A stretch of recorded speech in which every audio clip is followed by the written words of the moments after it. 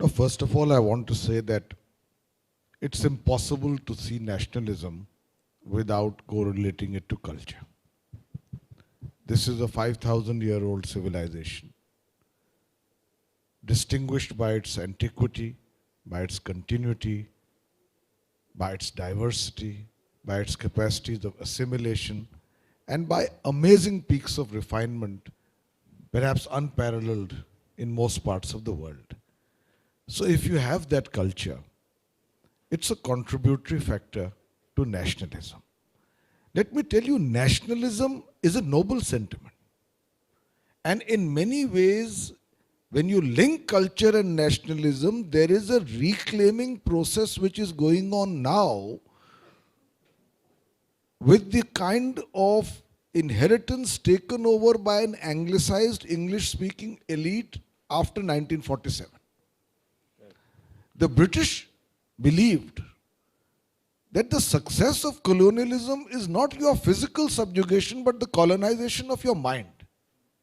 And it created an elite in its own image which largely inherited the levers of power, interpreting culture and therefore nationalism, if the two are linked, in categories which were in many ways divorced from the pulsating mainstream of India.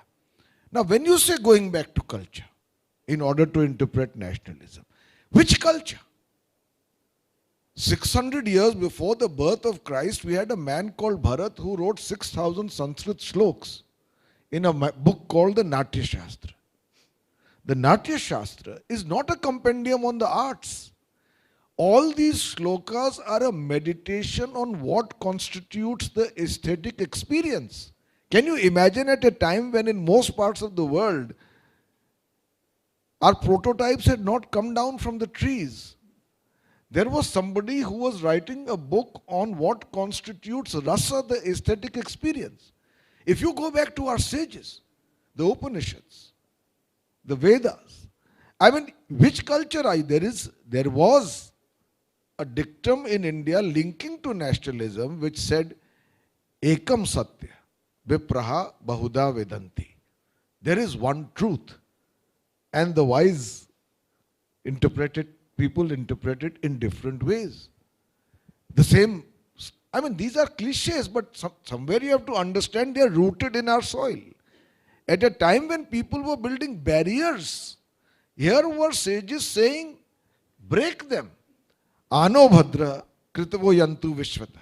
Let noble thoughts flow to us from all directions. Udar Charitanam Vasudev Kutumbakam. These are not stated today in order to promote secularism.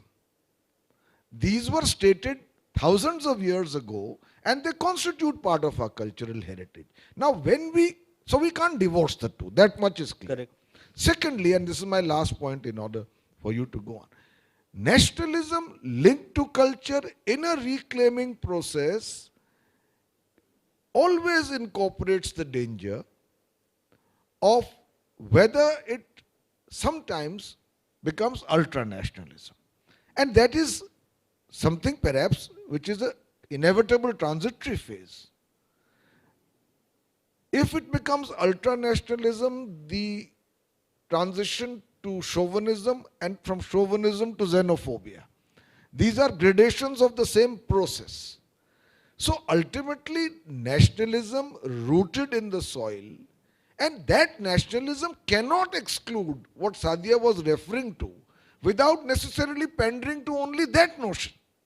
This is equally important. There was a time, I am writing a book now on Shankaracharya, Adi Shankaracharya, not one of the pontiffs now.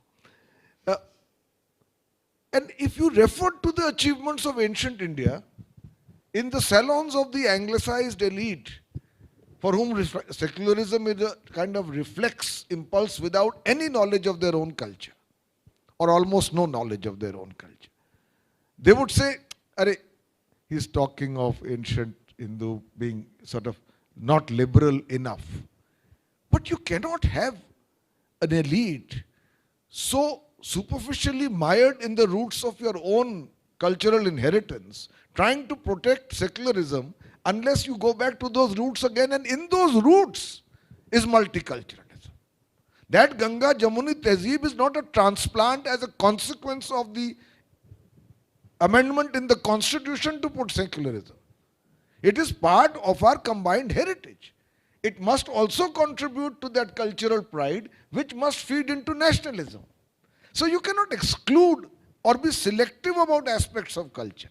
You have to take all on board, and then we have reason to be proud as a culture, and that must feed into nationalism, and that nationalism needs to be balanced. Dr.